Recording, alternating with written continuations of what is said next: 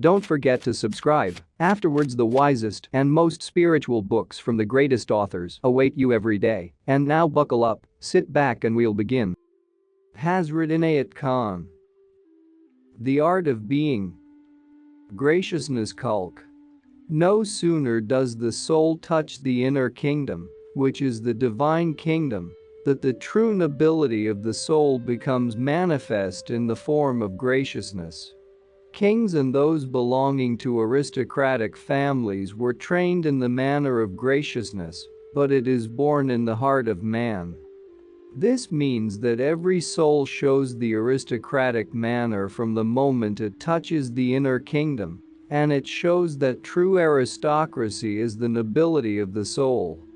When the soul begins to express in every feeling, thought, word and action that graciousness which belongs to God Himself. Graciousness is quite different from that wrong manner which is termed patronizing in English. The gracious one, before expressing that noble attitude, tries to hide himself even from his own eyes.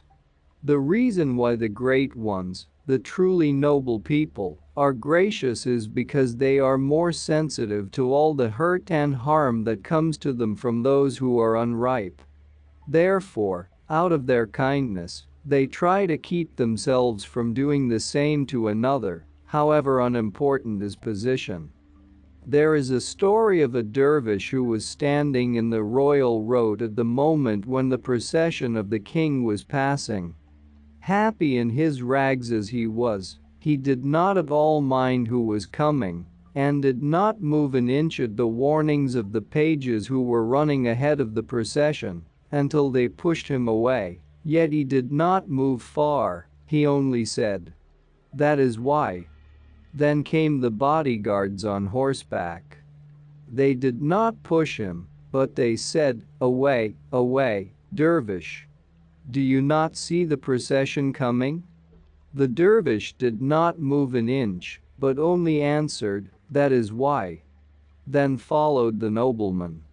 They saw the dervish standing there. They did not like to tell him to move, they moved their own horses instead. The dervish seeing this said, "That is why." Then arrived the chariot of the king. His eyes fell on the dervish in his rags standing boldly in the middle of the road. Instead of waiting for his bow, the king bowed himself, and the dervish said, "That is why." There was a young man standing by his side who could not understand the meaning of these words, that is why spoken by the dervish whatever way he was treated. When he asked the dervish kindly to explain what was meant by these words, the answer was, "They explain all I mean." There is a great truth in what Christ has said in the Sermon on the Mount, "Blessed are the meek, for they will inherit the earth." This will always prove true whatever be the time and whatever be the evolution of the world. Be it the time of aristocracy, be it the period of democracy, the value of that nobility of nature which is expressed in graciousness will always command its price. It is easy to know the word, but most difficult to practice graciousness through life, for there is no end to the thought that needs to be given to every action in life. It wants judgment and a fair sense of weighing and measuring all one does. Besides, it needs a fine sense of art and beauty, for in refining the personality one attains to the highest degree of art. Verily, the making of the personality is the highest art there is. The Sufi considers the cultivation of humane attributes, in which lies the fulfillment of the purpose of his life, as his religion. A young man one day showed a little impatience toward his aged father, who could not hear very clearly, and had asked him 2-3 times to tell him again what he had said. Seeing the disturbed expression on his face, the father said, "My son, do you remember that there was a day when you were a little child and asked me what was the name of a certain bird? I told you, a sparrow. You asked me perhaps 50 times, and I had the patience to repeat it again and again to you without being hurt or troubled about it. I was only pleased to tell you all I knew. Now when I cannot hear you clearly, you can at least have patience with me, and if I did not hear you the first time, explain it twice to me. It seems that, in order to learn that noble manner of life, what is needed most is patience, sometimes in the form of endurance, sometimes in the form of consideration, and sometimes in the form of forgiveness. Conciliation Ittifaq. Any efforts made in developing the personality or in character building must not be made for the sake of proving oneself superior to others, but in order to become more agreeable to those around one and to those with whom one comes in contact. Conciliation is not only the moral of the Sufi, but it is the sign of the Sufi. This virtue is not always learned and practiced easily, for it needs not only goodwill but wisdom. The great talent of the diplomat is to bring about by agreement such results as are desirable. Disagreement is easy, among the lower creation one sees it so often. What is difficult is agreement, for it wants a wider outlook, which is the true sign of spirituality. Narrowness of outlook makes the horizon of man's vision small, and he cannot easily agree with another.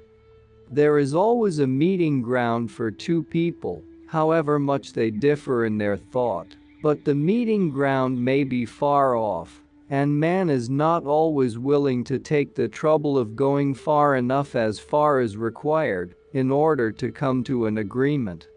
Very often his patience does not allow him to go far enough to where he can meet the other.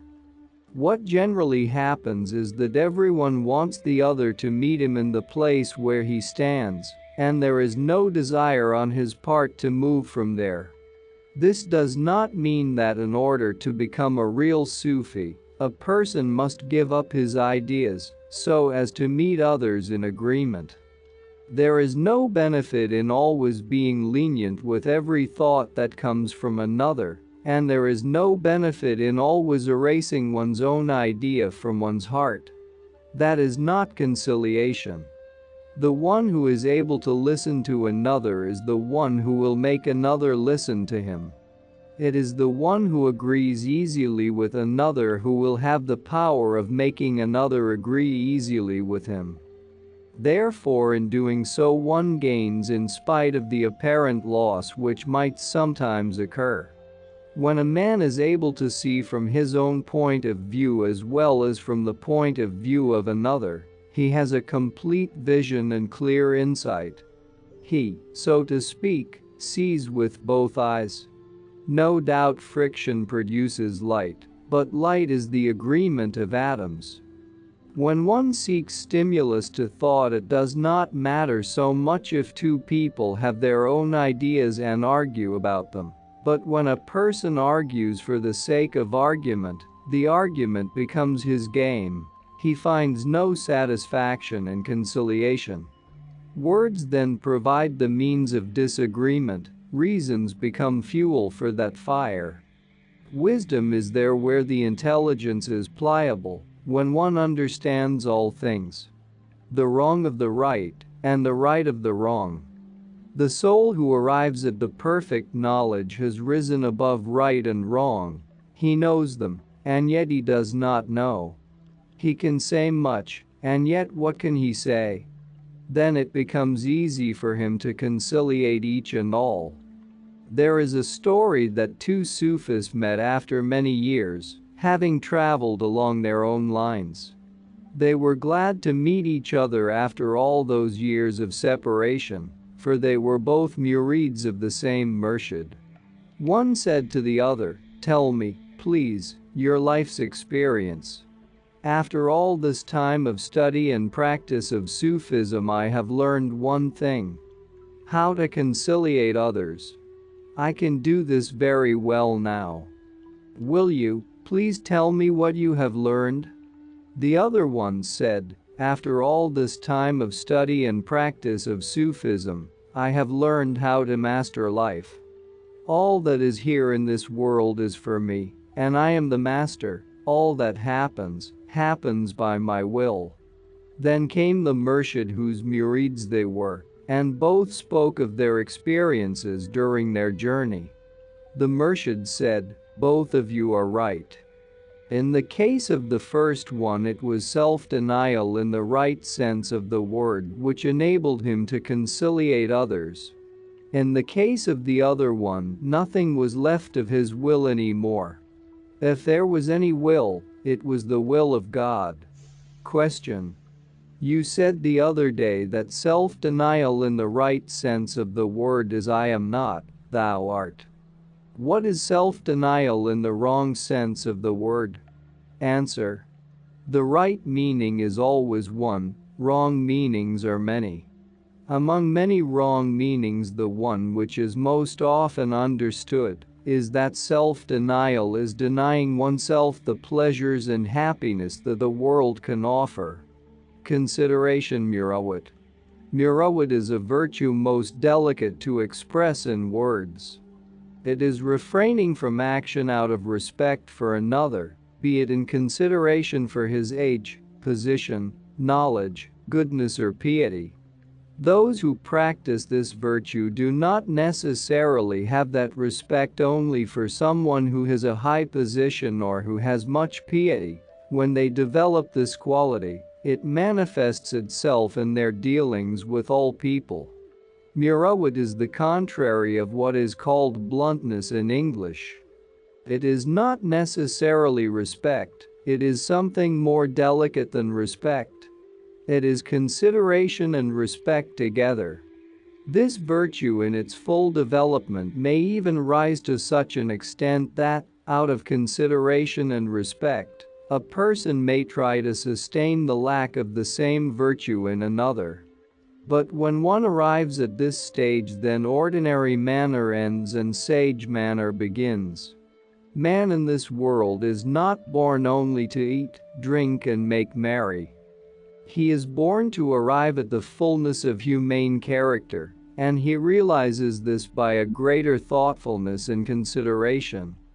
If not, with power, position, wealth, learning, and all good things in the world, he remains poor without the riches of the soul, which is good manner. All the beauty around man is something outside of him. The only beauty which is dependable is to be found and developed in his own character.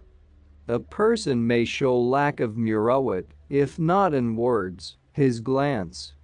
He does not need to speak in order to be rude, in his look, in his turns or twists, in his standing up or walking, in closing the door on leaving the room, he can show his feelings. If man does not speak, he makes the door speak. It is not an easy matter to manage oneself when one's mind escapes one's hands. Plainly speaking, murawat is acting with consideration and respect for another in a situation where a rude impulse is called out. It is controlling oneself, refraining from committing an insolence, out of respect for another. Delicate ideas such as these are most difficult to learn and to practice in life. Today many may wonder if they are not weaknesses. But nothing in the world can prove to be a weakness when it can only be practiced by mastering oneself. There is no loss if thought or consideration is given to someone who does not deserve it, for if such an action does not bring any profit, it is still practice, and it is practice which makes man perfect. Tact.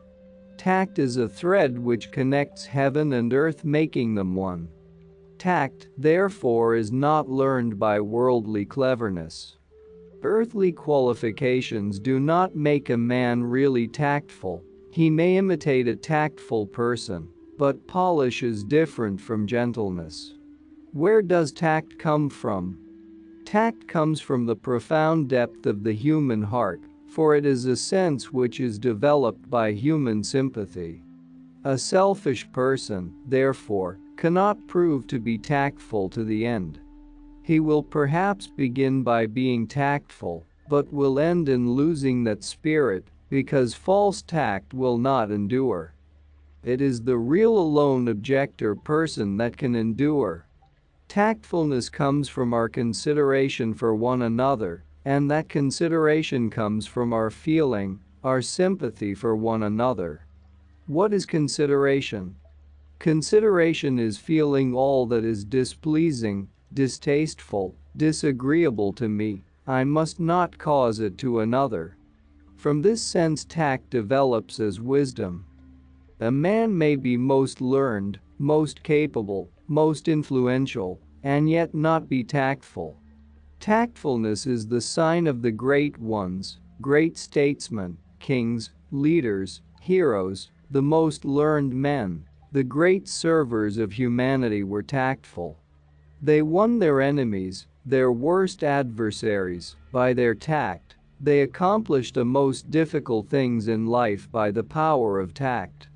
One never can say, "I have enough tact." It is never enough. A real tactful person, having proved not to be tactful enough in his everyday life, finds more faults with himself than a tactless person.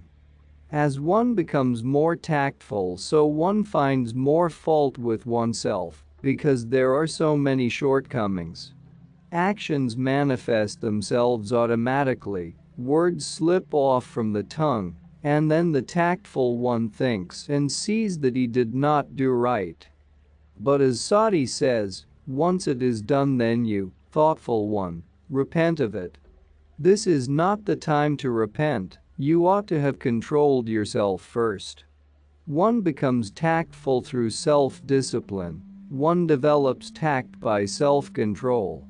A tactful person is subtle, fine, poetic. He shows real learning and fine intelligence. Many say, how can we be tactful and at the same time truthful?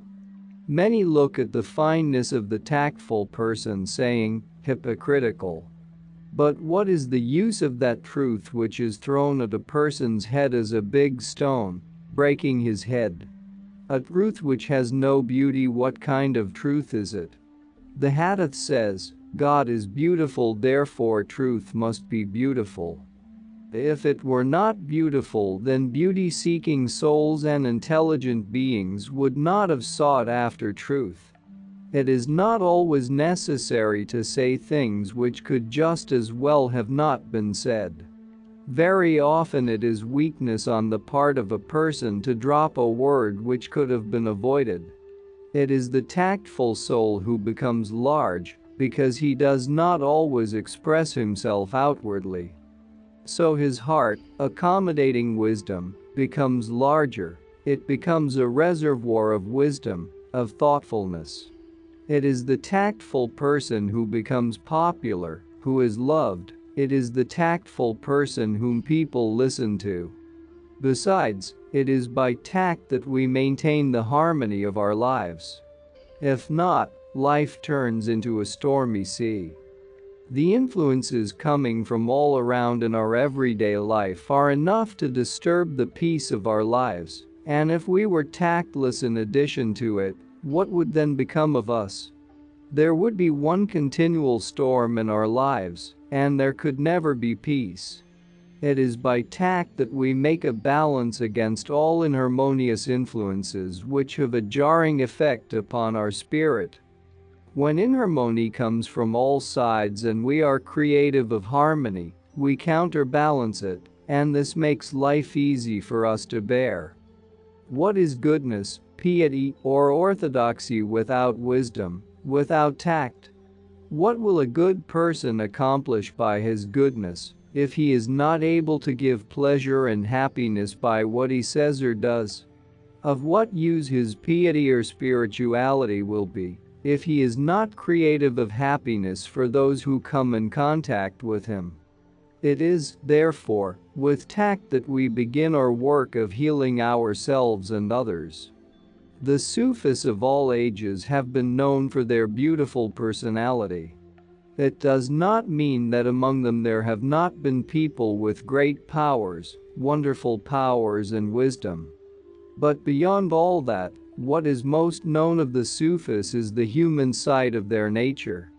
That tact which attuned them to wise and foolish, to poor and rich, to strong and weak, to all.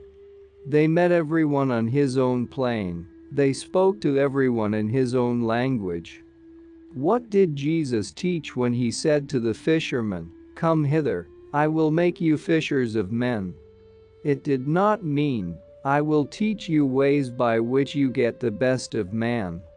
It only meant, your tact, your sympathy will spread its arms before every soul who comes, as mother's arms are spread out for her little ones.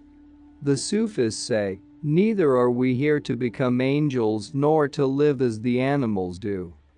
We are here to sympathize with one another and to bring to others the happiness which we always seek. Yes, there are many thorns on the path of life, but looking at ourselves we see the same faults, if not more, as those of others which prick like stings, like thorns. Therefore, if we spare others the thorn that comes out of us, we will give that much help to our fellow men, and that is no small help. It is by being tactful that we accomplish our sacred duty, that we perform our religion. For how do we please God? We please God by trying to please mankind. Spirituality. Spirituality is natural nobleness, and the unfolding of this innate nobleness is spirituality. It is a divine heritage which is hidden in every soul, and by the manifestation of this divine heritage, a soul shows its divine origin. All striving in the spiritual path is to bring out that nobleness, but one need not strive to bring it out, it will come by itself, if one is conscious of one's divine heritage. It is this consciousness which brings out the nobleness of spirit. In the Sufi terminology, this nobleness is called akhlaq Allah, which means the manner of God, a manner which is unlike any other manner known to the world. It is the manner of the mother towards her child, the manner of the father towards his son, the manner of a man towards his friend, the manner of the maiden towards her beloved. It is the manner of the Lord towards his servant, it is the manner of the child towards his mother, the manner of a son towards his father, the manner of a slave towards his king, and yet it is above and beyond all manners known to mankind. It is humility, it is modesty, it is pride, it is honor, it is kindness, it is graciousness, it is indifference, it is independence, a manner unconceivable to human mentality, a manner which cannot be learned or taught, a manner which springs up by itself and comes forth as a divine blossom. It is in this manner that lies the fulfillment of the purpose of man's life. This manner is the highest religion, the true spirituality, real aristocracy, and perfect democracy. All disputes and disagreements, all misunderstandings fall away the moment the human spirit has become noble, for it is the sign of the noble spirit to comprehend all things, to assimilate all things, and therefore to tolerate and forgive all things. Of what use is a religion, a philosophy, a mysticism, or whatever you call it, if it does not produce that spirit in you, that inclination which is divine? And if that inclination and that spirit manifest themselves in anything, they show in divine manner. Neither in the graciousness of a king, nor in the subservience of a slave, one will find that dignity and that humility which divine manner gives. Is not man the seed of God? Is it then not his life's purpose to bring forth divine blossoms? It is not by working wonders that man shows his divine origin, nor is it by possessing extraordinary powers. If in anything divine origin is seen, it is in the aristocracy of the human soul, it is in the democracy of the human ego. In the world we see that there is aristocracy and that there is democracy, but in spiritual unfoldment these two become one, culminating in real perfection. A flower proves to be genuine by its fragrance, a jewel proves to be genuine by its radiance, a fruit proves to be genuine by its sweetness, a soul proves to be genuine by its manner. Therefore, manner is not to be disregarded. This is something to take notice of first. All studies, practices, silences and meditations aside, this is the main thing. To express God in all one does, especially in the manner one shows towards another. Innocence. Innocence is so much idealized that a person may ask whether intellect is not a thing to be avoided. The world has advanced very much in intellect. How to get all for oneself, how to get the best of another diplomatically, how to get the best of another politically, how to get the best of another politely and with charming manners, is thought wisdom. This is not wisdom, it is intellect. If a person has not developed his intellect, the world will take the best of him, and he will not realize it. The Sufi should develop his intellect not in order to use it in the same way as an intellectual person would use it, but in order to see the world as it is. On all sides you will see the selfishness of the world, and the more you develop spiritually, the more you will see it. Sometimes one may wonder whether there are not only animals in the world and no human beings at all. Sometimes one may wonder whether this is not a world of devils. Everywhere one voice is heard, I want to eat you. I want to take you. And you cannot go away, go out of the world. You cannot run away to the mountains and jungles. There are very few wise men in the world, and very many intellectual persons. Another thing is that you may not be innocent as the child is innocent. The child, if it has a diamond brooch and a thief wants to take it, will give it, and not know what it is giving. You should be like the king in a story which tells that a king was sitting in his room in which were carved chairs, made like tigers' heads. The eyes of the tigers were diamonds and very beautiful. The king went to sleep. When he awoke, he saw that a thief had come into the room and was stealing the eyes of the tigers. The thief said, "Hush! Don't tell anyone I am stealing the diamonds." The king was much amused at his boldness and confidence, saying this to the king from whom he was stealing. So, knowing that he was a thief, he let him take the diamonds. You should not do a kindness to an undeserving person, thinking that he deserves your kindness, for the next day you will discover that he does not deserve it, and you will repent. You should do a kindness to a person knowing that he does not deserve it. Then your kindness is very great and there is no repentance. The way of attaining spiritual knowledge is quite opposite to the way by which one attains worldly knowledge. As the sky is in the direction opposite to the earth, so the source of knowledge of spiritual things is opposite to the knowledge of the world. As a man becomes intellectual, he knows things of the world, but this does not mean that he becomes spiritual. He goes, on the contrary, further away from spirituality through the thought, I understand worldly things. What is the best way of attaining spiritual knowledge? First, one must develop in one's nature that little spark which is divine and which was shining in one's infancy, showing something pure, something of heaven. What attracts us most is innocence. It is innocence which gives an impression of purity, but we must not understand this wrongly. Knowledge of the world is more than necessary, it is needed to live in the world, to make the best of our life, to serve God and humanity. It is not needed to attain spiritual knowledge. Innocence is necessary for that. When one sees among one's friends, one's relatives, something which attracts one most, it is perhaps the sight of their nature, which is innocence. People forgive those who are dear to them, they tolerate their faults. They say, "He is wrong, but he is innocent." There is a purity which is divine and which attracts everyone. Innocence is like a spring of water purifying all that is foreign to heart and soul. How can we attain innocence?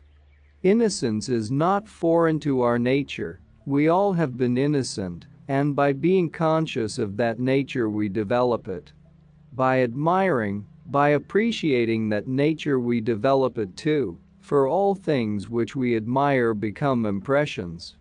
Those who have a bad nature but have collected good impressions will in time turn their nature. During my travels in India, the purpose of which was to pay homage to the sages of that land, what appealed most to me was that the greater the soul, the greater was his innocence.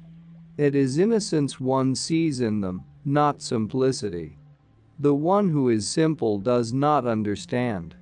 We see this in everyday life. He closes his eyes. Innocence is to understand and to rise above things. Every person sees another through his own glasses. Prejudice often stands between them. For insight, unity is necessary. When innocence is developed, one has attained spirituality. A man becomes wise after having been intellectual, when he rises above the intellect. Then he sees cause behind cause and understands the way of his enemy. Would it be practical to live altogether according to the principle of innocence? A principle is to be used, not to guide our life. When people make a chain out of principles, it becomes captivity. Life is freedom. One cannot force oneself to innocence. But if there is any sign of piety or spirituality, there is no better sign than innocence together with all understanding. Holiness. Often one wonders what the word holy means. Sometimes people understand by it spiritual, pious, good, pure, religious. But none of these words can fully explain the meaning of the word holy. Holy is the next degree to pious. God realizing is pious, self-realizing is holy. The first step to self-realization is God realization. It is not by self-realization that man realizes God, it is by God realization that man realizes self. Holiness is a spark of divinity in man, and no soul must be considered as being deprived of this spark of divinity. This spark is light itself, which also exists in the form of life in the lower creation among animals and birds, in trees and in plants. In man this light has the opportunity to blaze into a flame, but at first this light is buried in the heart of man. From the moment this spark of divinity begins to sparkle from his heart, a man shows the sign of holiness. Therefore holiness is no human heritage, it is inherited by every soul from God. It manifests itself only when the heart is open, and when out of that spark, which is divine in man, there rises a tongue of flame which illuminates the path of man and life's journey towards the spiritual goal. It is lack of understanding of this subject which has made man accept one teacher in whom he, or his friends or ancestors, recognize divinity, and reject another with all his holiness. Holiness does not belong to a particular race, community, or family. It comes naturally in the life of some, in the life of others it requires digging. The fire is there, but it is buried, it wants to be brought to the surface, and sometimes blowing is needed to help the flame to rise. Is holiness seen in action? Yes, it can be seen in action, but who can judge the action? When it is difficult for a wise man to judge the action of the worst sinner, Who with any sense would be ready to judge a holy man? Can holiness be recognized in goodness? Yes, it is possible, and yet no one can fix a standard of goodness, for what is good for one is bad for another. Something which is poison for one is a remedy for another. And the goodness of every person is peculiar to himself. The worst person in the world, if he wants to, can accuse the best person of lack of goodness. No man has ever proved, nor will any man ever prove, to be good to the satisfaction of every soul that demands goodness. Holiness in itself is goodness, even if it is not in accordance with people's standard of goodness. Holiness is a continually rising fountain of light. It is a phenomenon in itself. It is illumination and illuminating. Light has no other proof than itself. Holiness needs no claim, no pleading, no publicity. It is its own claim, and it pleads for itself. Light itself is its own publicity. Many in this world seem to be confused about false and true, but there comes a moment when one can see the difference between false and true without any difficulty. Because false cannot stand longer than a moment all the tests that come from all sides. It is the real gold that stands all tests, so it is with true holiness. Holiness is enduring, knowing, forgiving, understanding, and yet it stands beyond all things, above all things. It is unbreakable, unshakable. It is beauty, it is power, and it is divinity when it reaches its perfection. Resist not evil. Often one wonders at this saying in the Bible, and it is not always given the right interpretation. To interpret it, the first thing is to explain what evil means. Is there any particular action? Is there any particular thing that one can point out as being evil? No doubt man is always apt to point out a certain action as evil, but nothing can be evil according to a fixed principle. What then is evil? It is something which is void of harmony, which lacks beauty, something from which love is missing. Beyond and above all, it is something which does not fit into the accommodation of life. What fits into the accommodation that life offers cannot be evil. It is the characteristic of evil that it does not fit into it. Evil may be likened to fire. The nature of fire is to destroy everything that comes into its fold. The power of evil is as great as the power of fire, and at the same time evil is as weak as fire, for fire does not endure, and so evil does not last. As fire destroys itself, so evil is its own destruction. Why is it said, "Do not resist evil"?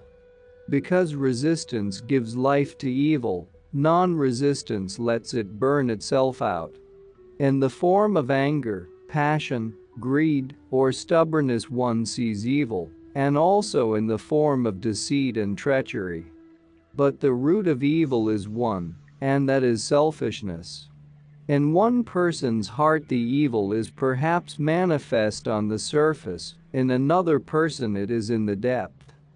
There is a saying in the East, "Do not invoke the name of Satan, or he will rise from his grave." An inconsiderate or tactless person always falls into the error of awakening this evil, even if it is asleep, for he does not know the music of life. In order to live in the world one should become a musician of life. Every person therein is a note, and the one who feels this way has an instrument before him. The whole world is an instrument upon which a symphony is to be played. Even in small things one can observe the same law. Very often the great trouble that one has in life is not due to the difficulty of others, but to a lack of comprehension of human nature. If one knew human nature, not to resist evil would be the first and the last lesson to learn, for resistance becomes fuel to its fire. If one tells someone, Do not do this if one asks someone, "Why did you do it?" If one says to someone, "You have done such and such a thing," by all these words, one only makes evil stronger, one makes the person firmer in his fault. Everyone in this world can be a teacher, but not a real teacher. A real teacher is the one who always teaches himself, and the more he teaches himself, the more he finds that there is so much to be taught. This self has so many lacks that a whole lifetime is not enough to teach it. The more the self learns, the more it overlooks the evil in others. It does not mean that the evil is not in others, it only means that one finds in oneself the enemy which one was seeing outwardly. And the worst enemy one was faced with in outer life one finds to be in one's own heart. It makes one feel humiliated, but it teaches the true lesson. One finds oneself having the same element which one wishes to resist in another. Life is a place where gentle movement is necessary. In thought, speech or action, in everything the rhythm must be controlled. The law of harmony should be observed in all that one does. One should know that, when walking barefoot on thorns, even they will not allow one to be free from the accusation. The thorns will accuse one of having trampled upon them. If the delicacy of living in this world is to that extent, can one say, "I have gained sufficient wisdom," or can anyone say, "I can afford to live in this world without giving a thought to this problem"? The problem of evil is great. Many cannot tolerate to hear the name of evil, but they are faced with it every moment of their lives, and therefore to leave this problem unsolved does not help. Besides this, everyone is ready to judge, to observe, or to take notice of the evil in another, not knowing that sometimes the surface of a thing is quite different from its depth. Maybe what seems evil has something good inside it, or what is good in appearance may have a spark of evil inside. By what standard can we determine evil and good, and who can judge the evil and good of any man? If one can judge something, it is one's own evil and good. No one except God has the power to judge another. The sense of justice that is given to man is for judging his own actions, and if he judges himself, he uses this sense best, because it is for this purpose that the sense of justice has been given to him. When we look at life through a telescope, we shall find that it is nothing but a struggle for living, individually and collectively, and it appears that, if there is anything worthwhile in this life, it is what is besides this struggle. Giving and taking kindness and love, doing any action of unselfishness. However qualified a person in the things of the world, his qualification reaches a certain extent and does not go beyond. The whole qualification required is the understanding of life, understanding of the law which is working behind it. It is this qualification alone which will diminish man's continual struggle in life. It will diminish his struggle in this way that it will give him less to resist. It will make him more tolerant of the natural condition of human beings. As soon as one realizes that one cannot expect from anyone something of which he is not capable, one becomes tolerant. The difficulty is that everyone demands more of another person in the way of thought and consideration, of kindness and love, than he does of himself. Man wants more justice and fairness on the part of another than he is himself prepared to give, and his standard may be so high that another person cannot keep up to it, which in turn makes him disappointed.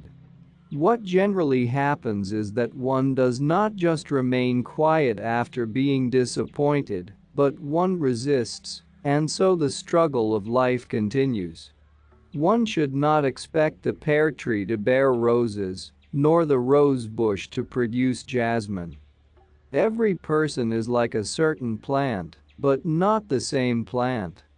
We may be fond of roses, but every plant does not bear roses. If we want roses, we should seek only the plant on which roses grow, and we must not be disappointed if what we find is not the rose plant. In this way we can correct our own deception. When people say that someone is bad, it really means that the surface has become bad. The depth cannot be bad, however bad a person may seem. For goodness is life itself, and a person who would be all bad could not live. The very fact that he is living shows that there is a spark of goodness in him. Besides, just as there are various objects, so there are various persons. Some show softness inside, some are very good in the depth and evil on the surface, and some are evil on the surface and good in the depth, for there are as many different varieties as there are souls. What education, what point of view, what attitude in life is the best and will give the greatest happiness? It is the attitude of overlooking evil instead of resisting it. There are three ways of living one's life, which can be compared with the struggling in the sea, whose waves are rising and falling all the time. The first will struggle as long as life will permit, but the rising and falling of the waves in the sea continue forever and ever, and in the end he will be drowned. And so it is with man. He struggles along, intoxicated by his struggle. How long will it go on? As long as his energy will permit it, and in the end he will be drowned. In this struggle he may seem powerful, he may seem to have overcome others, he may seem to have done things greater than others, but what is it after all? In the end that person is drowned. There is another man who knows how to move his arms harmoniously in the water, and who has got the rhythm of moving his arms and legs. He swims with the rising and falling of the waves, he is not struggling. This man has a hope of arriving at the port, if only the port is near. If his ideal is not too far off, then he is the one to accomplish it. The third person is the one who walks above and over the water. It is this which is the meaning of Christ's walking upon the sea.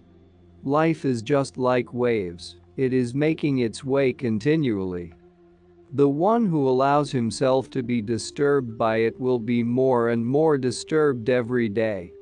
The one who does not take notice of it will keep the quietness which is his own within himself. The one who sees all things and yet rises above all things is the one who will walk upon the sea. No one can reach the highest summit of life, the summit of wisdom, in a moment's time. Even a lifetime is too short. Yet hope is necessary. The one who hopes and sees the possibilities walks towards the summit. The one who has no hope has no legs to mount on this hill of wisdom, the summit of which is the desired goal. Question: how can anyone at the head of a business or institution possibly keep to the rule of not resisting evil? Answer: I have seen people at the head of certain factories who had won the heart of every worker, and another head of a factory whom every worker was speaking against. It may be that the latter made a greater profit than the former, but in the end he would find the profit of the former more durable than his own. The manner of wisdom and tenderness cannot be made into principles to which people should be restricted. A brush cannot take the place of a knife, and therefore, everyone has to use every manner and action according to the situation. Nevertheless, the thought of not resisting evil should always be at the back of it. Question: how can one manage a person who is really bad? Answer: if a person is really bad, it means that the whole surface has become bad, but still the depth cannot be bad. However bad a person, the depth cannot be bad, for goodness is life itself, and a person who is all bad cannot live. The very fact that he is alive shows that there is a spark of goodness in him. Besides, just as there are various objects, so there are various persons. Some show softness outside, hardness inside. Some show hardness outside and softness inside. Some have good in the depth and evil on the surface, and some have evil in the depth and good on the surface, because as many souls there are, so many are the varieties. Question: is there a system to take away evil? Answer: that system is understanding life more and more. It is keeping the love element alive, trying to keep an harmonious attitude as much as possible, and then keeping beauty before oneself. It is difficult, but it is possible when we have the spirit never to be really grown up, never to close our heart to learning, always to be ready whatever our age, to accept what is harmonious and beautiful. When one thinks, what I think is right, and one finds arguments and reasons to make it right, and when one thinks, what the other person thinks is wrong, and one finds reasons to make it wrong, one will always remain in the same place. But when one is ready to accept, even from a child, that something one says may be wrong, one thinks, even though it is a child who said it, it is a profit for me to accept it. God has not spoken only through his prophets, he speaks through every person, if we open our hearts to listen. The difficulty is that we become teachers. If throughout our whole life we remain pupils, teaching will come all the time from within and without. As soon as we become teachers, we close our hearts from him who alone is our teacher. Question: if we want to be kind to a person, how can we prevent him from abusing our kindness? Answer: our part is to be kind, that person's part is to use it rightly. It is not our part to see that the other person makes the right use of our kindness. If we think about that, we shall forget our part. Question: how can we help a person who does not understand our kindness and is doing harm? Answer: love is a conqueror, and in the end will conquer. It is not only the person outside whom love will conquer, but it will conquer the self of the one who loves. This is the conquering of the kingdom of God. The power of love is penetrating, nothing can resist it in the end, and by giving kindness we have not lost anything. It is an element which is never lessened, it is a treasure which is divine. When we consider whether a person is worthy or unworthy, we limit our love to a channel, but when we allow that feeling of kindness to flow, it will develop into a continually flowing condition. Then kindness will work out its destiny without any intention on our part. Resignation. Resignation is the outcome of the soul's evolution, for it is the result of either love or wisdom. Man has a free will, but its power is too small in comparison with the all-powerful will of God, which stands before him in the form of more powerful individuals, or of conditions which cannot be helped, or in that of many other things. Resignation does not mean giving things up. Resignation means being content to give up. To be resigned means to find satisfaction in self-denial. That self-denial cannot be a virtue which comes as a result of helplessness and culminates in dissatisfaction. The nature of an unevolved ego is to resent everything that comes up in life as a hindrance on his path to the accomplishment of a certain object. When one accepts to become resigned in the face of a difficulty, and when at the same time this gives satisfaction, the resigned person, even without having accomplished his object, has risen. In this way, even a defeat of a truly resigned soul, in truth, is success. Resignation is a quality of saintly souls. It is bitter in taste but sweet in result. Whatever be the power and position of a person, he always has to meet with a more powerful will, in whatever form it may manifest itself, which in truth is divine will. By standing against a divine will one may break oneself, but by being resigned to the divine will one makes a way. For resignation is the manner of water. If anything is standing in its way, it takes another course and runs along. It yet makes its way so as to meet the ocean in the end. Such is the way of the saintly souls who tread the path of resignation and yet keep self-will alive. That will has the power to make its way. A person who is resigned by nature becomes in the end a consolation to the self and a happiness for others. Resignation is not necessarily weakness, or laziness, or cowardice, or lack of enthusiasm. Resignation is only the expression of mastery over oneself. The tendency to resign to the will of another or to conditions does not always work to the disadvantage of the resigned one. It may sometimes prove to be profitless, but the benefit of such a virtue is realized in the end. It is lack of power of endurance which is the cause that souls are not ready to resign. They cannot endure their pain, they cannot sustain their loss. The resigned ones practice resignation even in small things of everyday life. They avoid using the power of their will unnecessarily in every little thing they do. Resignation is passivity, and it shows itself sometimes to be disadvantageous in the life of an active person who has an object before him to accomplish. But it may be understood that a continual activity, with power and energy given to it, very often results in disaster. Every activity is balanced by passivity. One must be active when it is time to be active, and passive when conditions ask one to be passive. It is in this manner that success in life is attained, and that happiness, which is the seeking of every soul, is gained.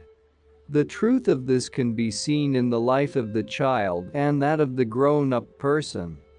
As soon as the child becomes attracted to objects, it knows that it wants them, and if it is denied an object, the child is dissatisfied. As the child grows with its evolution in life, it learns resignation. That is the difference between an unripe soul and a soul advanced in the path of wisdom. For the riper the soul, the more it shows in its nature the power of resignation. Question: when should we be active and when passive? Answer: suppose a person goes on a bicycle in the streets of Paris and says, "I shall go straight on, because my object is just to keep the line I have taken. If a car comes my way, I shall not mind it, I shall just go on." This person will come against something which is more powerful than he, and he will destroy himself. The wise cyclist, therefore, will see that there is a vehicle before him, or that the road is blocked. He will take another way. At the time it is just a little hindrance, yet that resignation makes him safe from disaster and gives him a chance to strike another line by which he will come to the same destination. Very often people who are strong-headed will not be resigned, and often they will find in their lives that, by not being resigned, they get what they want. That gives them proof of the beneficial nature of their strong-headedness, which means their lack of resignation. But what happens in the end?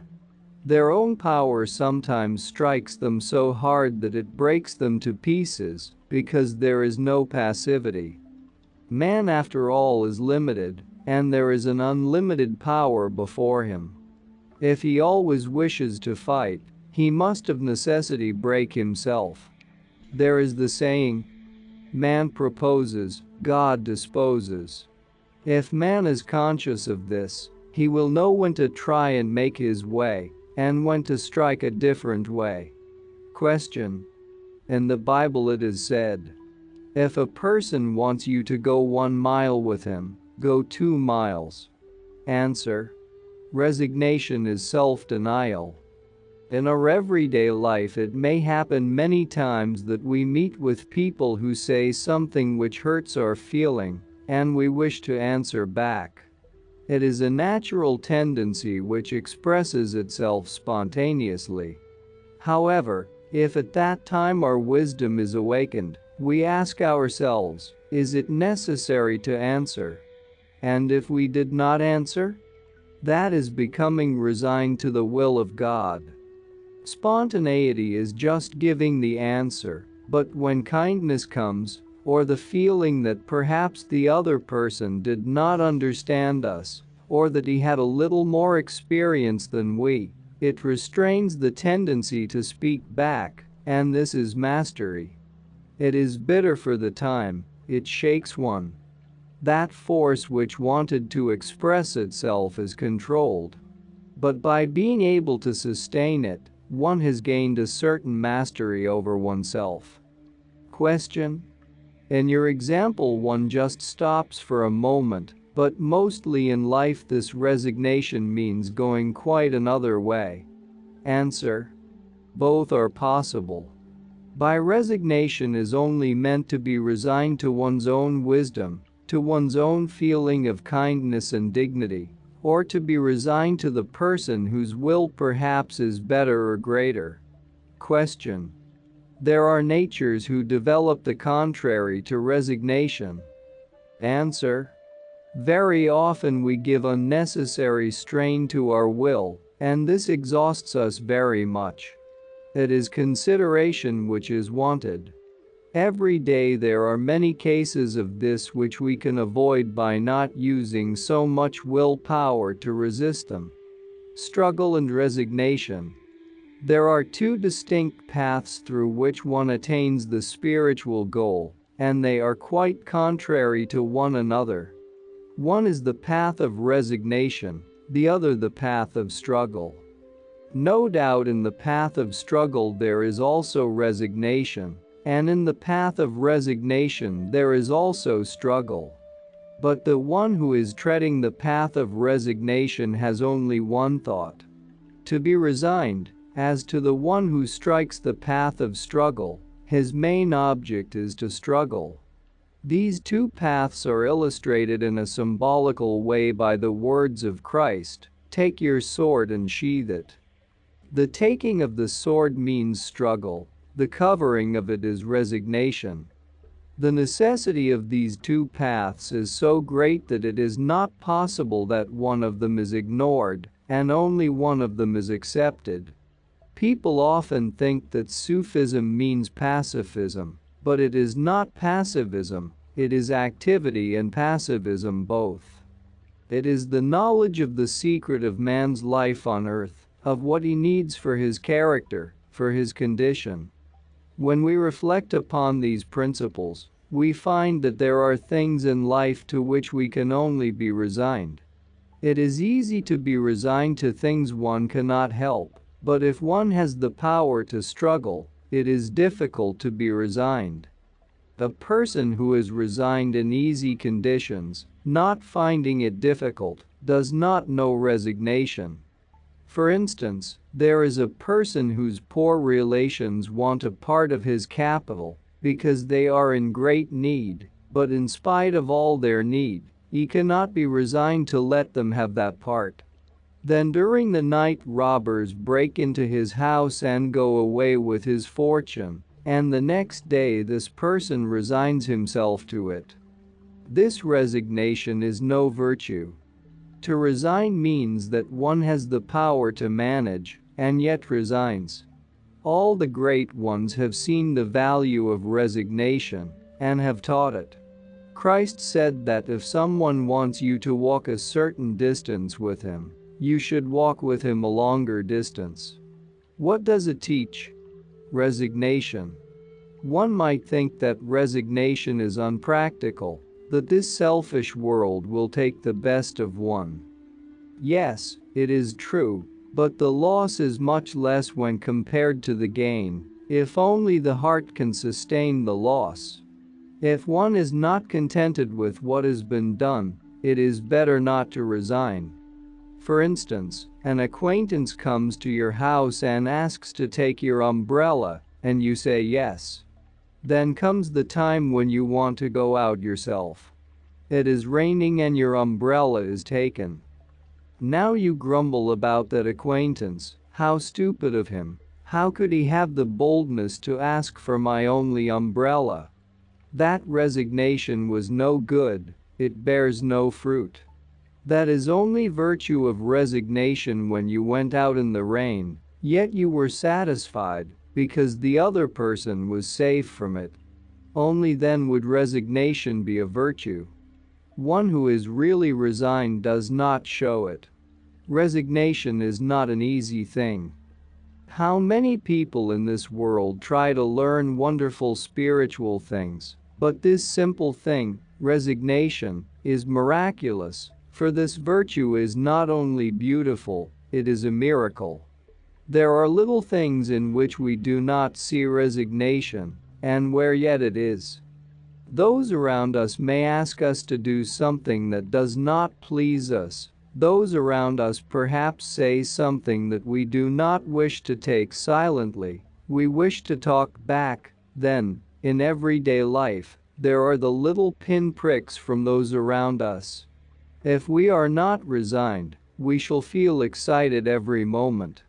To be resigned, therefore, is not a weakness, it is a great strength.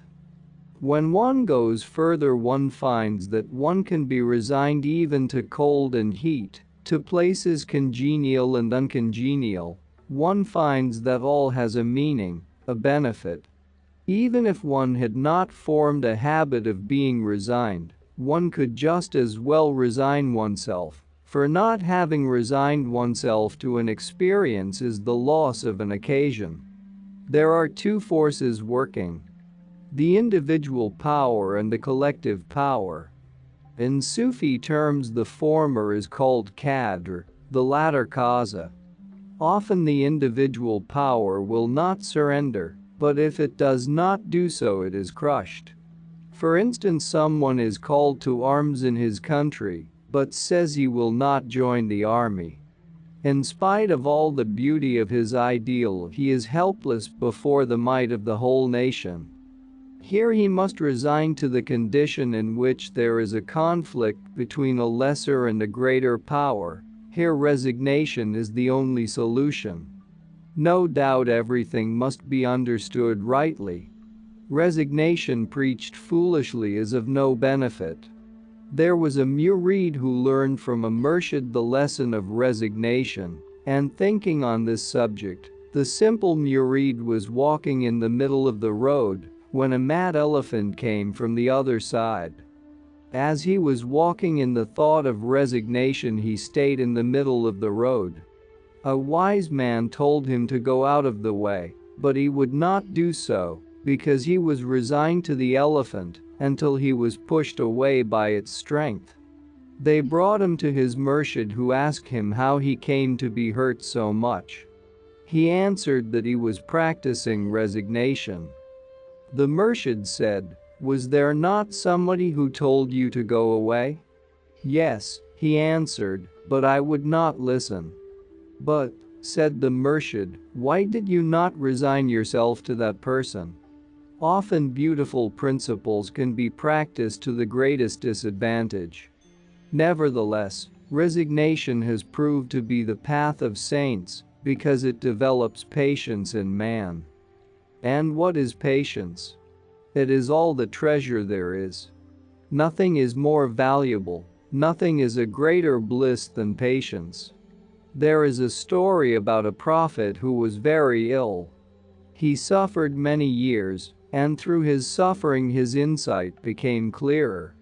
His suffering was so great that those around him became tired of it, and so, in order to relieve them from seeing his pain, he had to seek refuge with God in the forest. As his sight was keen and the ears of his heart were open, he heard from the trees, I am the medicine of your disease. The prophet asked, has the time of my cure come? A voice answered, no. So he said, why shall I take you then? Another time he had this experience again. He heard, I am the medicine of your disease, and asked, has the time of my cure come? The answer came, yes. The prophet said, why shall I take you then? When we think of this extreme ideal, we may ask, is it not unpractical, especially at this time where there are so many treatments, so many mechanical means? But a thoughtful person will see how many people have ruined their lives by going from one treatment to another, lacking the patience and resignation in which resides their absolute cure. The remedy is not always the answer to the difficulty, often patience is the answer. It seems as if man becomes more and more impatient every day, owing to his superficial life. There is hardly any resignation to little things. Yet it is better to resign than to struggle. When we throw a mystic light upon this subject, we find that we form a harmonious connection with the infinite by being resigned. How to learn it? Should we learn it by being resigned to God? No, that is a still greater lesson to learn. Such a person is in the world more precious than a branch of the rose, which may have many thorns and hardly one flower. I can assure you that in every man's life 5% of his difficulties are brought about by the conditions of life, and 95% are difficulties caused by himself. Now you will ask, when the difficulties come from ourselves, where do they come from? We do not like struggle in life, we do not like strife, we only want harmony, we only want peace. It must be understood, however, that before making peace, war is necessary, and that war must be made with ourself. Our worst enemy is ourself. Our faults, our weaknesses, our limitations. And our mind is such a traitor. What does it? It covers our faults even from our own eyes, and points out to us the reason for all our difficulties. Others. So it constantly deludes us, keeping us unaware of the real enemy, and pushes us towards those others to fight them, showing them to us as our enemies. Besides this, we must tune ourselves to God. As high we rise, so high becomes our point of view, and as high our point of view, so wide becomes the horizon of our sight. When a person evolves higher and higher, his point of view becomes wider and wider, and so in all he does, he strikes the divine note, the note which is healing and comforting and peace-giving to all souls. Renunciation. Renunciation is in fact denial of the self, and it is that denial which will be of use. As all things in this world can be used and abused, so the principle of renunciation can be used and abused. If renunciation as a principle were a good thing, there would seem to be no purpose at the back of the whole creation. The creation might well not have been manifested if renunciation had been the principle. Therefore, renunciation in itself is neither virtue nor sin. It becomes a virtue or a sin according to the use one makes of it. When one considers renunciation from the metaphysical point of view, one finds that this principle is used as a staircase by which to rise above all things. It is the nature of life in the world that all things we become attracted to in time become not only ties but burdens. If one considers life, one sees that it is an eternal journey. The more one is loaded with burdens on one's shoulders, the heavier the journey becomes. Think how the soul, whose constant desire it is to go forward, is daily retained by ties and continually more burdened. One can see two things. As the soul goes on, it finds chains on its legs. It wants to go forward, and at every step it is more attracted, so it becomes more difficult to go forward. Therefore, all the thinkers and the wise who have come to the realization of life have taken renunciation as a remedy. The picture that the sage makes of this life is the fable of the dog and the piece of bread. A dog carrying a loaf in its mouth came to a pool. It saw the reflection of the bread in the water and thought that there was another dog. It howled and barked and lost its bread. The more we see our errors in life, our petty desires, the more we find that we are not far from the fable of the dog. Think of the national catastrophes of recent times. How these material things of the world, ever-changing and not everlasting, have been pulled at and fought for. It shows that man, blinded by material life, disregards the secret hidden things behind that life. When one comes to reason out what one should renounce, and in what way one should practice renunciation, there is a lesson to be learned. No virtue is a virtue if it is forced upon the one who is incapable of it. A person upon whom a virtue is forced, who is forced to renounce, cannot make the right renunciation. No virtue which gives pain is a virtue. If it gives pain, how can it be a virtue? It is called virtue because it gives happiness. That which takes away happiness can never be a virtue. Therefore, renunciation is rightly practiced by those who understand renunciation and are capable of practicing it. For instance, there is a person who has only one loaf of bread. He is traveling in a train and finds somebody who is hungry and in need of his bread. He himself is hungry too, and he has only one piece of bread. If he thinks that it is his dharma to give and starve, and is unhappy about it, he would do better not to give it, because it is no virtue. If he did it once, the next time he would surely not do it again because he suffered by it.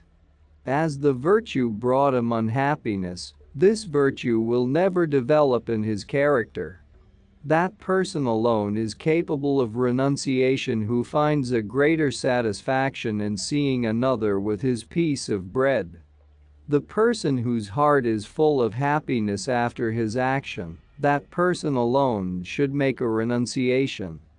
This shows that renunciation is not a thing that can be learned or taught. It comes by itself as the soul develops. When the soul begins to see the true value of things, all that is valuable to others, a seer soul begins to see otherwise. This shows that the value of all things, which one sees as precious or not precious, is according to the way one looks at them. For one person the renunciation of a penny is too much, for another the renunciation of all he has is nothing. It depends on how one looks at things. One rises above all things that one renounces in life. Man is a slave of the thing which he has not renounced. Of the things that he has renounced he becomes king. This whole world can become a kingdom in his hand if a person has renounced it. But renunciation depends upon the evolution of the soul. One who has not evolved spiritually cannot well renounce. For the grown-up person, little toys, so valuable to children, are nothing. It is easy to renounce them. So it is for those who develop spiritually. All things are easy to renounce. Now rises the question: how can one progress in this path of renunciation? By becoming able to discriminate between two things, and to find out which is the better one. A person with the character of the dog in the fable cannot renounce. He loses both things. Life is such that, when there are two things before one's view, it demands the loss of one of them. It depends upon man's discrimination what to renounce and for what, whether to renounce heaven for the world, or the world for heaven, wealth for honor or honor for wealth, whether to renounce things momentarily precious for everlasting things, or everlasting things for things momentarily precious. The nature of life is such that it always shows two things, and many times it is a great puzzle to choose between them. Very often one thing is at hand and the other further from one's reach, and it is a puzzle which one to renounce, or how to get the other. Very often man lacks the willpower to renounce. It not only requires discrimination between two things, but also willpower to do what one wishes to do. It is not an easy thing for a man to do in life as he wishes. Many times he cannot renounce because his own self cannot listen to him. Think how difficult life is when we ourselves cannot listen to ourselves. How difficult then for others to listen to us. Renunciation can be learned naturally. One must first train one's sense of discrimination and discriminate between what is most valuable and what is less valuable. One can learn this by testing, as gold is put to the test by comparing it to imitation gold. That which lasts for a little time and then turns black is imitation, that which always keeps its color is real. This shows that the value of things can be recognized by their constancy. One might ask, should we not recognize the value of things by their beauty, but we must recognize beauty by its durability? Think of the difference in the price of a flower and a diamond. The flower, with all its fineness, beauty of color and fragrance, falls short in comparison with the diamond. The only reason is that the beauty of the flower will fade the next day, while that of the diamond will last.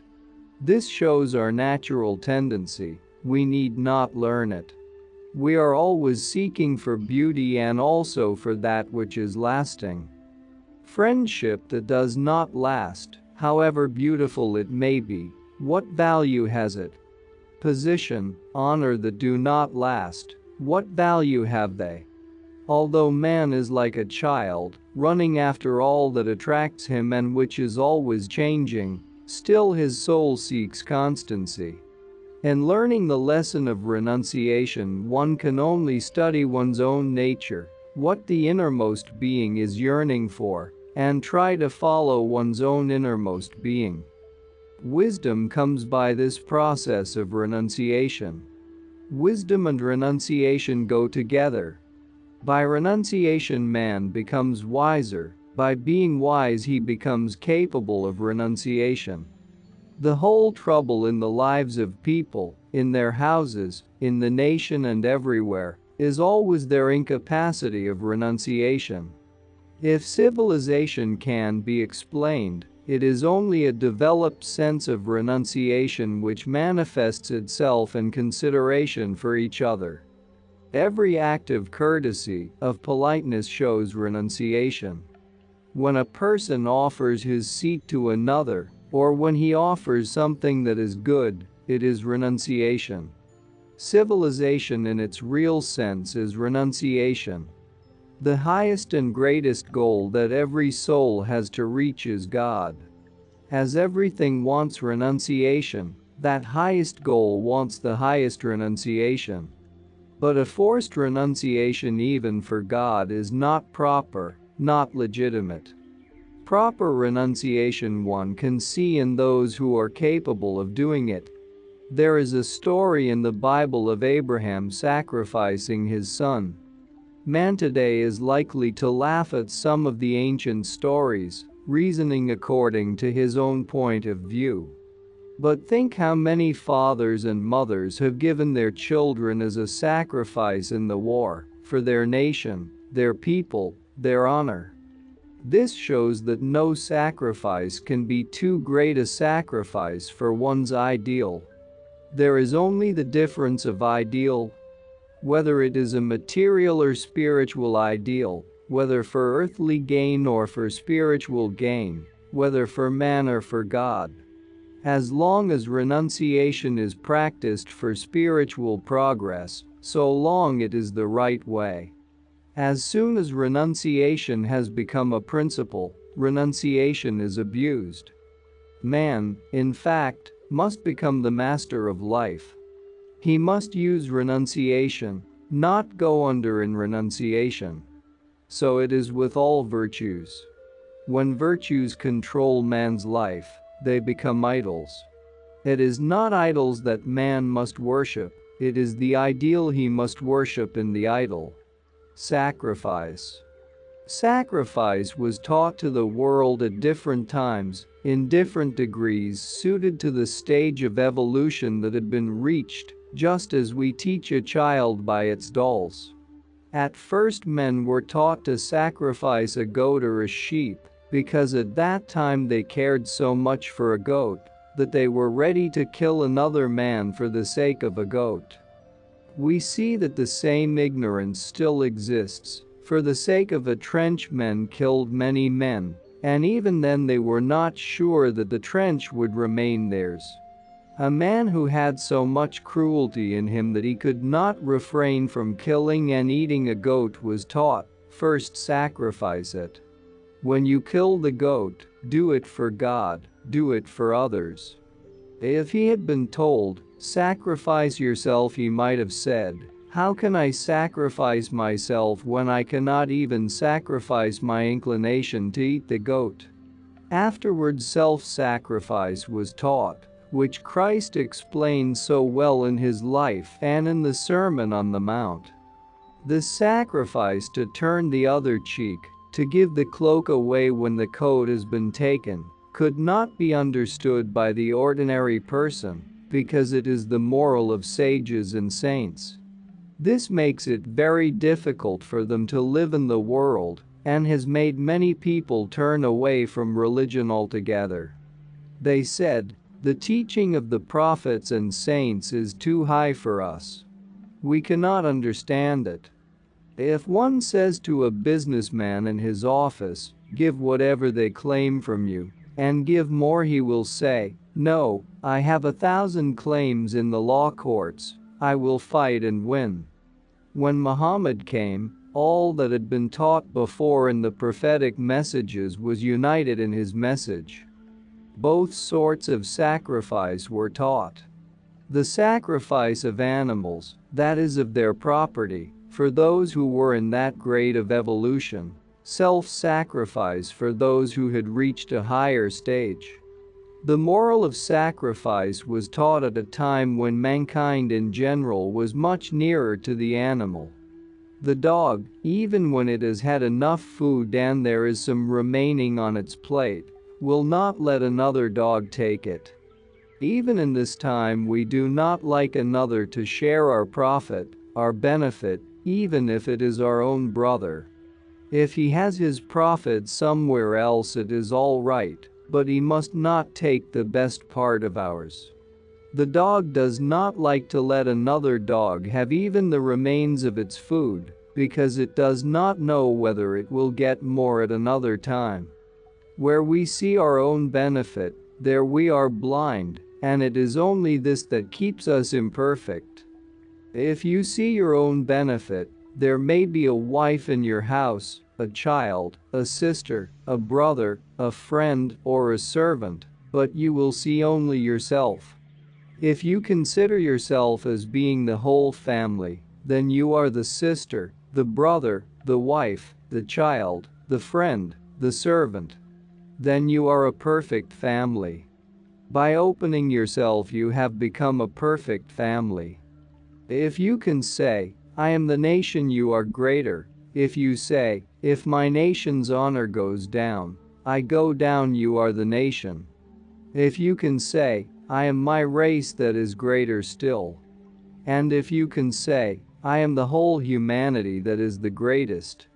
Then everyone who comes before you is your sister or your brother. You are yourself all. When a man is his individual self, then he is narrow and imperfect. When he is all, then he is perfect. I was reading this morning a verse of the Bible and was much touched by its meaning. Ye are the salt of the earth. The salt is that which in water has the strongest flavor. So in the whole manifestation man is the strongest power on earth, and if the salt hath lost its savor, wherewith shall it be salted? If man loses his human quality, where shall it be found? The birds, the animals cannot give it to him. God himself is helpless to give it to him. All man's perfection is within himself, if only he would uncover it and see it. The kingdom of God is within man, and his will should rule it. All Godheads were really men, not different from us. What was in their soul is in our soul also. If we single out one man for our worship, it proves our ignorance of our own soul. We are as they were. It is only that the divine power, the divine wisdom was working through them. The dog, as I said, does not like to let another dog take even the remains of its food, because it has no confidence in the sustaining power of nature. Also itself is always before its eyes, and it is the idea of the self that blinds. We have read in books and we have understood intellectually that God is all, that we are the whole being. But when a little insult comes to ourself, to our pride, how angry we are. We think the whole world is altered. In reality there was no harm, it was just a little hurt to our pride. But if we are so angry, it is because we have understood only with our intellect that God is all. We have not realized it in our own life. We cannot easily become saints, they are the great ones. We cannot become prophets, they are greater still. But we can ask ourselves every day whether we have considered the other as ourself, whether we have considered his benefit as our benefit. There are many practices, but this is the greatest practice and the most difficult one. It does not require more study, more learning, but by this practice we can reach perfection. There is a great teaching in the story of Abraham's sacrifice. It has often been misinterpreted and so its meaning has been lost. The great religions have often been misinterpreted by their followers and by historians, and this has caused their downfall for which otherwise there was no reason. I will tell you this legend in which there is a great revelation. Abraham had a son whom he loved very much. At that time children were prized much more than they are in the present age. Now we have many other possessions besides children, and these other possessions distract our thought from the children. Then a child, a son or a daughter, was all. A son was valued more, because they thought a son keeps the name and a daughter does not. Abraham loved his son very much. It is the nature of every human heart to love, and especially of one chosen to be a prophet. That power which draws all and everyone to itself became jealous of this love, for it is our nature that whatever we love is the whole world to us, whether it is a child, a brother, a friend. When we have it we think that we have the whole world, and when we lose it, we think that the whole world is lost. A voice came from the divinity to Abraham, "Sacrifice your son to us." Abraham was ready to sacrifice his son to God. He asked the mother's consent, she gave it. Then he asked his son, he was also resigned to the will of God for his own sacrifice. He said, "Yes, I may be sacrificed." Then Abraham took a knife and cut his son's throat. As he cut it, his son was taken away and he saw him standing before him, safe. A goat was put in his place. The meaning of this legend has often been misunderstood. It has been said that the goat, the life, should be sacrificed. The meaning is much greater. Abraham is the spiritual teacher, the father. We still call the priest father. He who shows the way to God is the Father of the Spirit. Ismail. In the Islamic tradition it was Ismail rather than Isaac, Ishaq, whom Abraham offered for sacrifice, is the pupil, the child to whom the Murshid shows this way to sacrifice. The sacrifice of the self, of the individuality. This is the greater sacrifice, the annihilation of the self. By Shagland Amal, mystical concentrations with breathing exercises and other practices, the self is made to disappear, it is lost. When the self is gone from before us, then all other selves can come, then illumination comes, then, when the individual self disappears, the spiritual self appears. Only the illusion is lost, the self is not lost, but the beginning is annihilation. This is all the secret of mysticism, all that the prophets and mystics have taught. Sacrifice has been much misunderstood by those who practice it. It is thought that God will be pleased with the life of a goat that is offered, and which the sacrificers then keep for themselves. The bank book is not sacrificed, property is not sacrificed, nor the house, the furniture, but a goat is brought and killed, and they make a feast. It was taught to say when sacrificing, Allahu Akbar, La ilaha illallahu, God is great, none exists but God. This shows that the sacrifice of our animal self is meant by the law of sacrifice. We should sacrifice our time, our sleep, thinking, before my birth I slept, and I do not know where I was.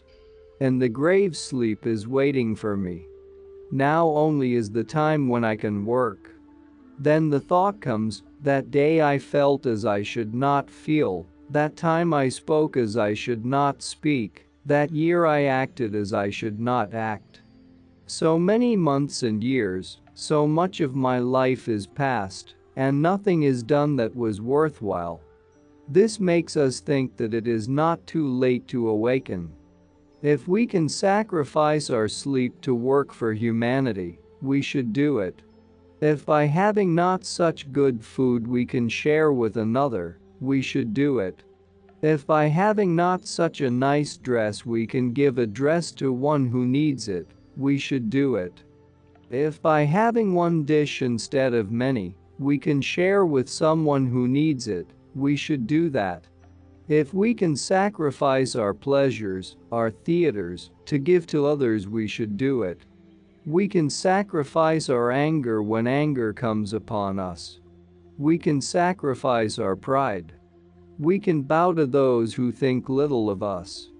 There are many sacrifices that do not cost 1 penny. We can give some of our time if we cannot afford a great generosity. We can give our patience to those who need our patience. To those who want some liberty, very well, we can give liberty. I think all this is worthwhile sacrifice. We should do it. Sacrifice is only legitimate when, through every cost or loss, it is willingly done. The one who sacrifices may feel the reward much more than the cost or pain he has endured or suffered in sacrificing. The law of sacrifice is that it is only valuable when it gives pleasure to the one who sacrifices. The sacrifice must be done wholeheartedly. Sacrifice is like a bath in the Ganges, it can be more sacred than anything in the world. When a person does not do it for a principle, but only for the good he may receive in return, then it is useless. When it is done for the joy of sacrifice, in that case the joy is great. The law of sacrifice depends upon the degree of evolution. One sees this among children. A child who grows up understands life better and is perhaps more ready to make a sacrifice than the child who knows only the object he wants and nothing else. In this world it is not the difference of years, but the evolution of every soul which keeps it young. The more grown up, the more ready to sacrifice, and the younger the less ready for the joy of sacrifice. Apart from the point of view of the benefit hidden in the idea of sacrifice, it is not a thing that every soul can understand. One person will do something and consider that there is great wisdom in his sacrifice, while another who is not evolved enough to understand it will say, "How very foolish." Remember therefore that not only to the wise person the man of little sense seems foolish, but even to the foolish person the wise one seems foolish. The points of view of both are different. One looks from the top of the tower, the other standing on the ground. So there is a vast difference in the range of their sight. It is a man's outlook on life which makes him broad or narrow, and it is the grade of his evolution which gives man the illumination of sacrifice. What a man was not inclined to do last year, he may be inclined to do this year. The sacrifice one could not make yesterday, one can make today, for the rate of speed of man's evolution cannot be limited to a particular standard. A broad outlook enriches man, and a high point of view ennobles the soul. Ambition. This whole manifestation has ambition as its underlying motive, and, as everything in the world has two swings, it also has a forward swing and a backward swing. When a race or a nation has reached the furthest point of the forward swing, it recognizes that all is valueless, and it begins the backward swing, which means annihilation, the return to God. We can see this in the East. The wish of every person there is to do without. They will rather eat with their fingers than with fork and knife. They will rather eat on the floor than at a table. They will rather go bareheaded than to wear a hat, and they will rather go barefoot than wear shoes. All their present backwardness is because they have lost the ambition for advancement. When they had ambition, they too progressed, and at one time they were first in civilization. When the wise people had reached that point, the time of renunciation began, and the reflection of the wise fell upon the foolish. Not only the wise men who had some reason for it practiced renunciation, but also the foolish. They had no reason for it, but the influence of the wise affected them.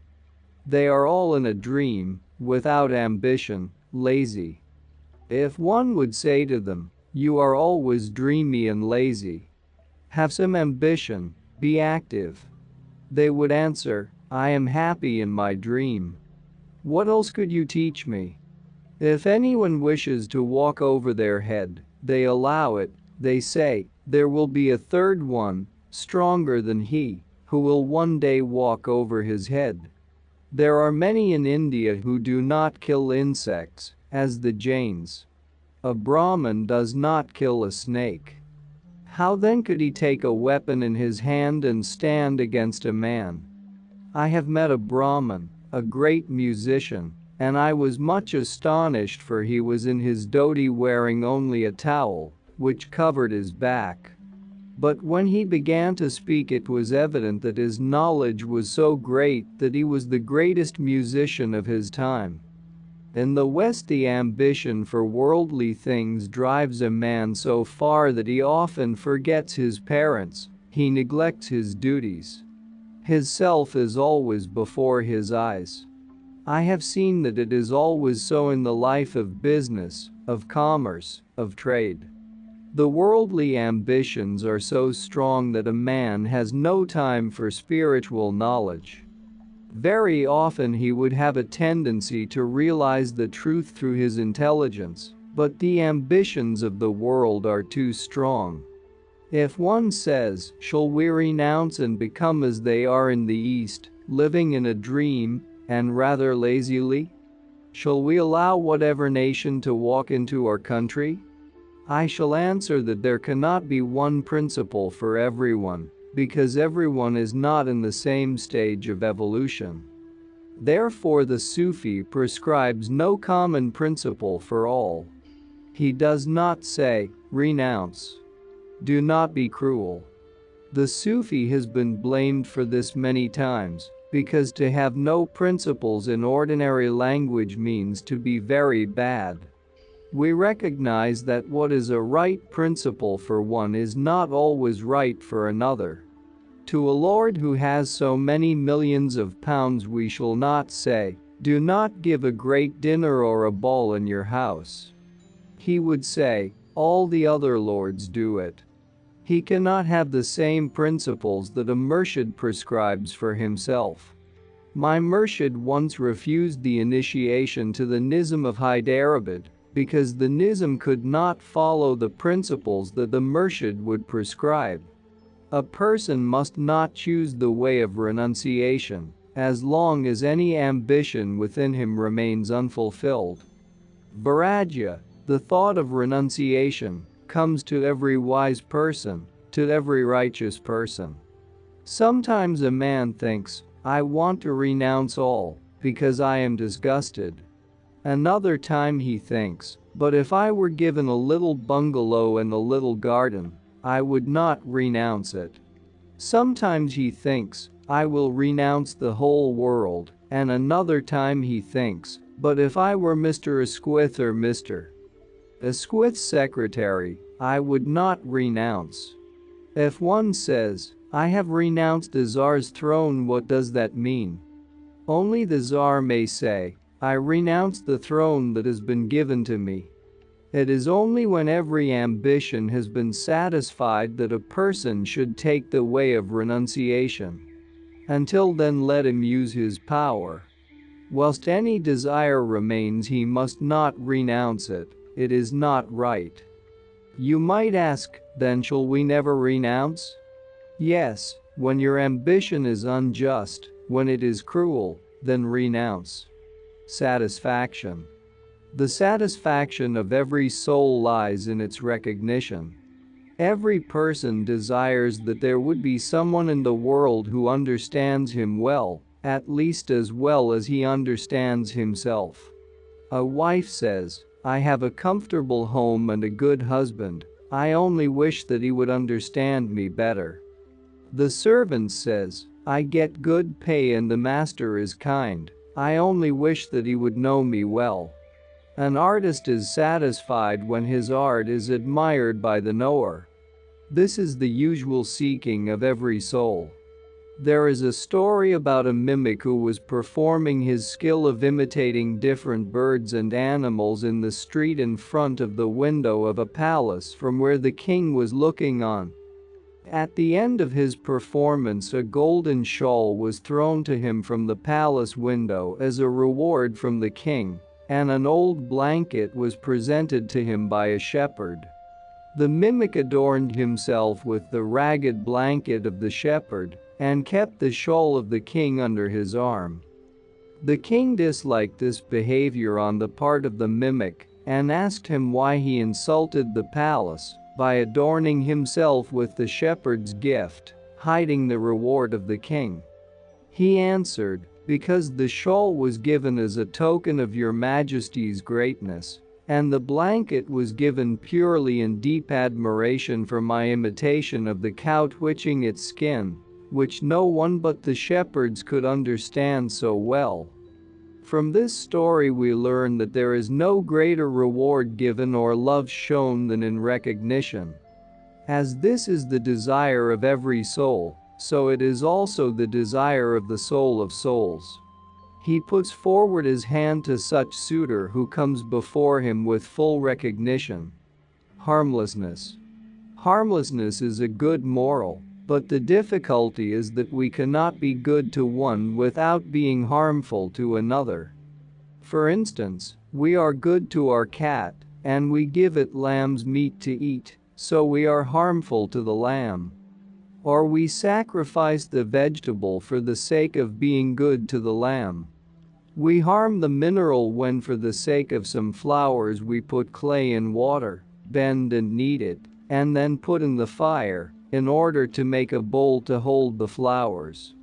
How many things do we make out of iron, how much do we torment it, in order to make ourselves comfortable? How many things do we make out of wood? The lives of how many animals do we sacrifice in order to make ourselves comfortable and happy?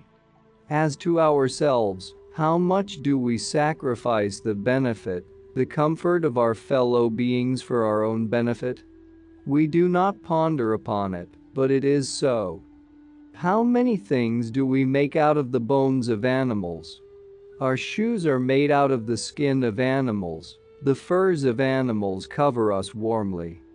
The flesh of animals we use for our food. Fishes, which never dreamed of harming us, we catch in nets. We load burdens upon horses, camels and elephants, and we take from the calf its share in the form of milk and butter, upon which our everyday's livelihood depends. This shows that what we have built up and have comforted ourselves with is nothing else than tyranny, of which we never stop to think for a while. We are so placed that we cannot live one instant without being harmful.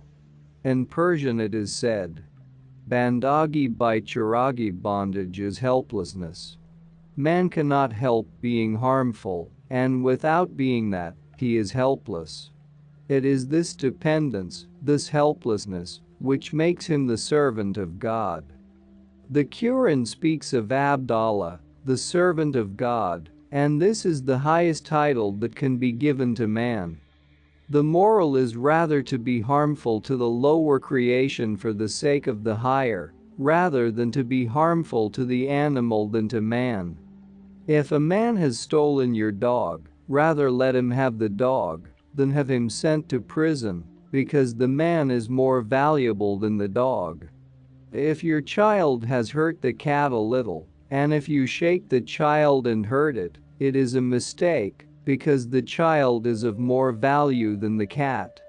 If an animal has eaten your corn, your flowers and fruits, let the corn go, do not break the back of the animal.